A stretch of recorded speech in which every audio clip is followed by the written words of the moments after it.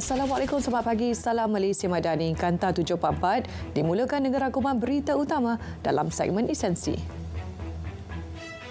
Yang di-Pertuan Agong sekali lagi tegaskan perangi ancaman rasuah sebagai musuh nombor satu negara adalah antara tumpuan utama dalam pemerintahan Seri Paduka Baginda.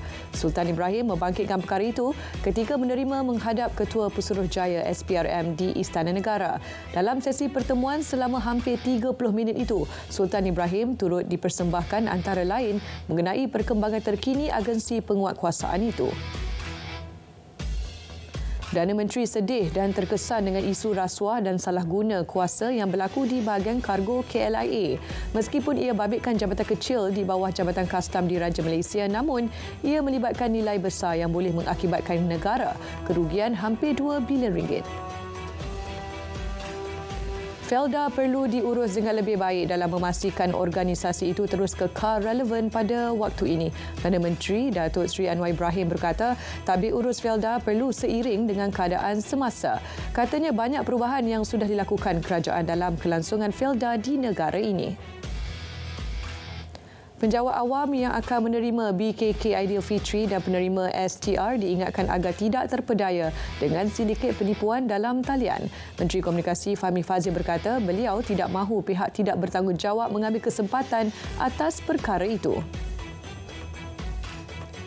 Kementerian Dalam Negeri mengesahkan pasport Perancis yang diguna seorang lelaki Israel untuk memasuki negara adalah tulen.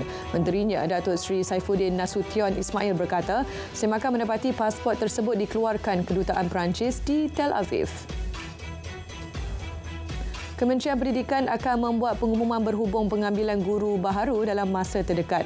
Menteri Pendidikan berkata ia merupakan usaha dan komitmen berterusan kementerian untuk menampung isu kekurangan guru dalam negara. Sebanyak 80 reformasi berjaya dilaksana Kementerian Sumber Manusia Kesuma dalam tempoh 100 hari. Steven Sim Chi Keong bergelar menteri di kementerian tersebut. Kejayaan itu melibatkan 4 teras iaitu gaji pekerja, sektor latihan, keselamatan, sosial dan tata kelola baik. Wanita warga Indonesia yang dilaporkan hilang bersama anak perempuannya selepas dihanyutkan arus deras di Seri Kembangan semalam ditemukan lemas tengah hari tadi. Ketua Polis Daerah Serdang berkata, mayat wanita berusia 38 tahun itu ditemukan kira-kira 10 km dari lokasi kejadian. Mayat telah disahkan suami mangsa. Usaha mengesan anak perempuannya sedang giat dijalankan. Susulan video itulah dua lelaki menjalankan aktiviti promosi pinjaman ceti haram serta judi dalam talian di kawasan Bazar Ramadan, Stadium Perak. Polis menahan sepasang suami isteri dipercayai dalam kegiatan itu. Ketua Polis Perak berkata pasangan berusia 54 dan 53 tahun itu berasal dari Sitiawan. Guna kereta sewa bawa dadah dari pagar sempadan negara bagi mengelak dikesan. Bagaimanapun, cubaan seludup 56 kg ganja berjaya dipatahkan pihak polis. Sebuah kenderaan mencurigakan bertindak memecut lari apabila cuba diperiksa. Sejam selepas itu, laporan diterima dipercayai kenderaan sama terbabas dan ditinggalkan. Kes disiasat di bawah Seksyen 39B Akta Dadah Berbahaya 1952. 940 individu ditahan atas pelbagai kesalahan operasi tapis bersepadu di seluruh Kelantan melibatkan rampasan dadah bernilai lebih RM763,000. Ketua Polis Kelantan berkata tangkapan melibatkan 901 warga tempatan termasuk 3 penjawat awam dan 2 pelajar serta 39 warga asing. Siasatan berkaitan dakwaan seorang guru melakukan aktiviti pedofilia di MRSM di Tumpat dijangka mengambil masa selama sebulan. Ketua Polis Kelantan berkata ini kerana siasatan masih lagi pada peringkat awal dan berkemungkinan terdapat saksi-saksi lain yang berada di luar negeri. Setakat ini 4 saksi telah dipanggil membantu siasatan. Seorang peniaga dilepas dan dibebas daripada tuduhan edar dadah 6 tahun lalu. Tertuduh Lim Chon Kwang dibebaskan selepas pihak pendakwaan gagal buktikan kes prima facie di hadapan Hakim Fathia Idris. Berdasarkan pertuduhan, tertuduh didakwa mengedar morfin seberat 185.71 gram di Simpang Ampat, Seberang Perai Selatan pada November 2018. 124 notis menghapus bahaya kebakaran dikeluarkan JBPM Johor sejak Januari hingga Sabtu lalu. Ia hasil pemeriksaan terhadap 90 premis termasuk pasaraya. Pengarahnya memaklumkan notis dikeluarkan membabitkan pelbagai kesalahan. Ini termasuk pintu keluar terhalang dengan longgokan barang jualan, juga kegagalan letak papan tanda keluar di premis.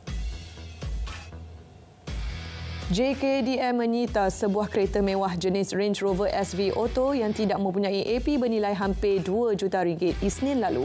Penolong Ketua Pengarah Kastam JKDM Zon Tengah berkata, pemeriksaan mendapati kenderaan tersebut dipercayai diimport tanpa AP daripada MITI.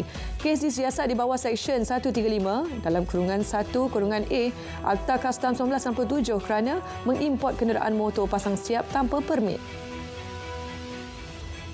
Dalam kes berasingan 1,362.27 liter minuman keras tidak berkastam ditemukan di bilik rahsia sebuah premis di Selangor 14 Mac lalu.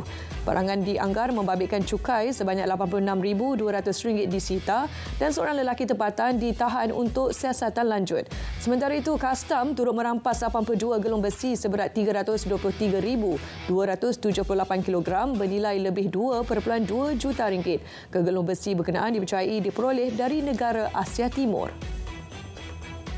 169 pengusaha terminal bas di Semenanjung sama ada di bawah seliaan PBT atau milik persendirian perlu memohon lesen terminal agensi pengangkutan awam darat untuk memulakan operasi.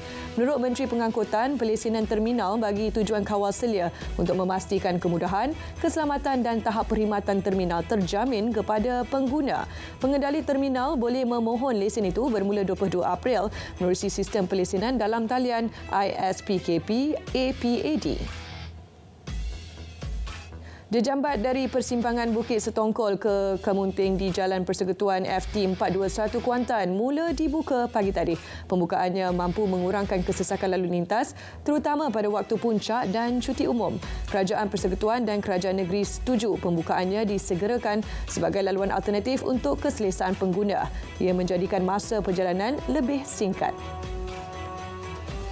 3 pasukan khas di tubuh Jabatan Wilayah Persekutuan JWP dalam usaha merancak semula ekonomi Pulau Bebas Cukai Labuan.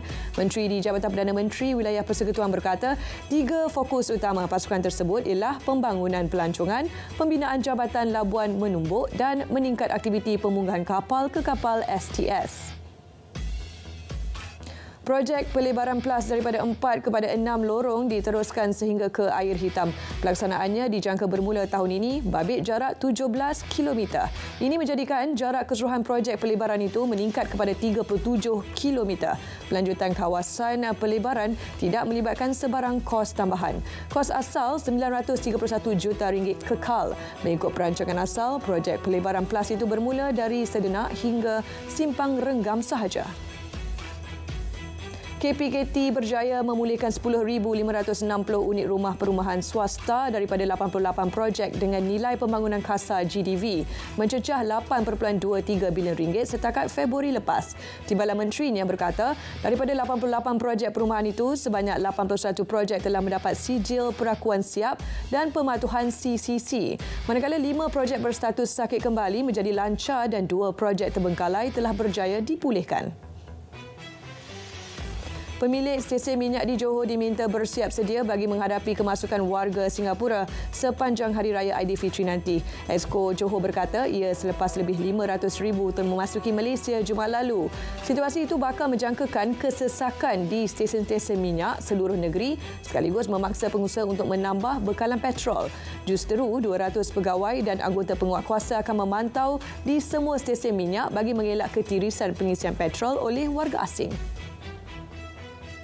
Kes demam denggi meningkat kepada 3,041 kes pada Minggu Epidemiologi ke-12 2024 dari 17 hingga 23 Mac lalu. Ini berbanding 2,905 kes pada minggu sebelumnya. Ketua Pengarah Kesihatan menyatakan dalam tempoh berkenaan 4 kes kematian akibat komplikasi demam denggi dilaporkan. Keluarga kepada penghuni penjara dibenarkan melawat pada 12 dan 13 April depan sempena perayaan Aidilfitri. Jabatan Penjara Negeri Sembilan menjangkakan seramai 1,000 orang ahli keluarga penghuni bakal hadir ketika lawatan perjumpaan itu. Anggaran tersebut merangkumi penjara Seremban, Pusat Reintegrasi Penghuni Mantin serta Institusi Pemulihan Dadah Jelebu. Sempena Aidilfitri, AADK akan adakan sesi lawatan khas keluarga atau penjaga klien yang sedang mengikuti program rawatan dan pemulihan di 30 pusat pemulihan penagihan narkotik di seluruh negara. Sesi lawatan akan diadakan selama 5 hari iaitu bermula 14 April untuk Puspen di Kelantan, Terengganu, Johor dan Kedah. Manakala bagi negeri lain bermula 15 April. Ekosistem ekonomi hidrogen yang sedang dibangunkan berpotensi menyumbang 12 bilion ringgit pendapatan negara menjelang 2030. Menurut Menteri Sains, Teknologi dan Inovasi, Malaysia sedang berusaha mencipta permintaan dan penawaran dalam mobiliti hidrogen yang masih baru di negara ini. Negara akan mendapat manfaat melalui ekspor hidrogen hijau selain melihat kepada kerjasama dengan sektor swasta bagi membantu mewujudkan persekitaran ekonomi hidrogen yang kukuh. Suruhanjaya Syarikat Malaysia melancarkan sistem e-BOS bertujuan untuk menyerah simpan maklumat permunyaan benefisial syarikat. Ia sejajar dengan kewajipan syarikat untuk mengenal pasti, memperoleh, merekod, mengemaskini dan menyerah simpan maklumat permunyaan benefisial pendaftar. Dengan pelancaran e-BOS, tempoh peralihan yang diperkenalkan pada 1 Mac 2020 telah dimansuhkan.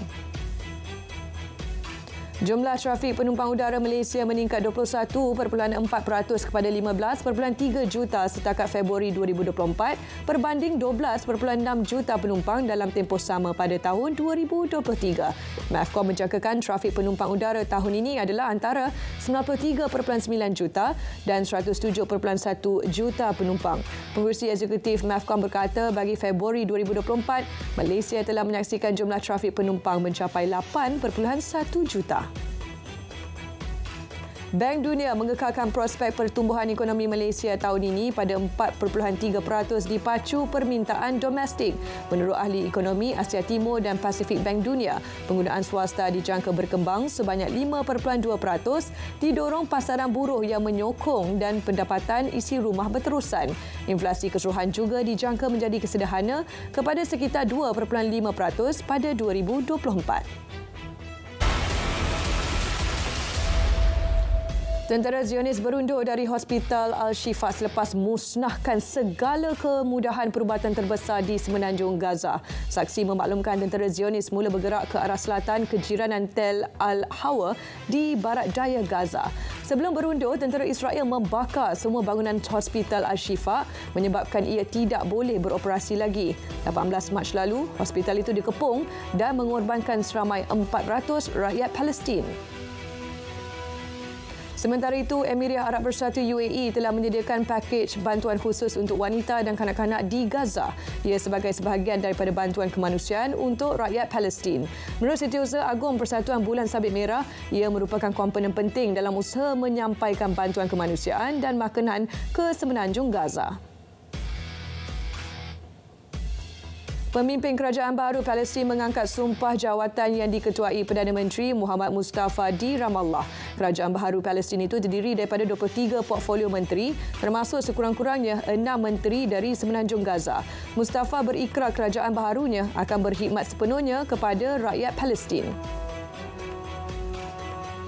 Pilihan raya pihak berkuasa tempatan PBT Turki, parti pembangkang utama mengisytiharkan kekal menawan Ankara dan Istanbul dalam pemilihan Datuk Bandar. Di Ankara menyaksikan penyandangnya Mansur Yavaş daripada Parti Rakyat Republikan CHP mendahului dengan 58.6% undi.